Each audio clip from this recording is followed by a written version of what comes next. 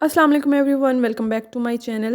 अगर आपने hands and feet का कलर 3 दिन में गोरा करना है तो बस ये 2 चीज़ें आपने मिक्स करके लगा लेनी है और इससे आपको 3 दिन के अंदर ही इतना अच्छा रिज़ल्ट मिलेगा कि आप ख़ुद हैरान हो जाएंगे।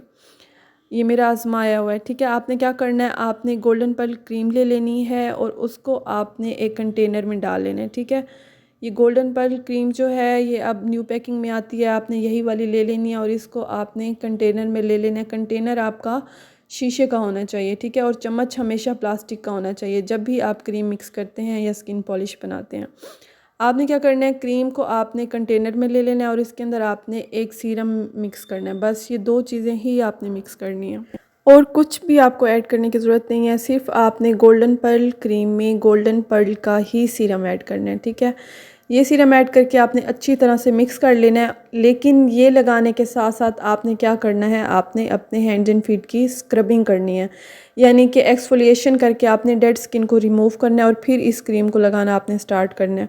एक्सफोलिएशन रिमूव करने डेड स्किन रिमूव करने के लिए आपको क्या करना है, आपने राइस फ्लोर ले लेना है, कॉफ़ी पाउडर ले लेना है। ठीक है, और आपने थोड़ा सा बेसन ले लेना है।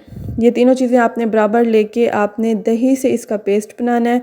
दही से पेस्ट बना के आपने अपने हैंड्स एंड फीट पे इसकी स्क्रबिंग करनी है।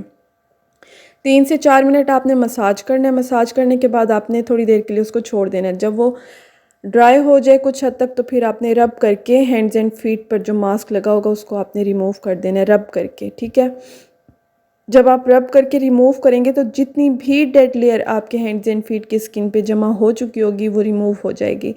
जब डेड स्किन रिमूव हो जाती है तो उसके बाद हम जो भी चीज़ अप्लाई करते हैं वो अच्छे से वर्क करती है। ठीक है, जब आप स्किन पॉलिश करें हैंड्स एंड फीट पे तब भी आपने स्क्रबिंग कर लेनी है, यानी एक्सफोलिएशन कर लेनी है। एक्सफोलिएशन से हमारी डेड स्किन रिमूव हो जाती है और फ्रेश स्किन हमारी जो है वो इन्हेंस होती है।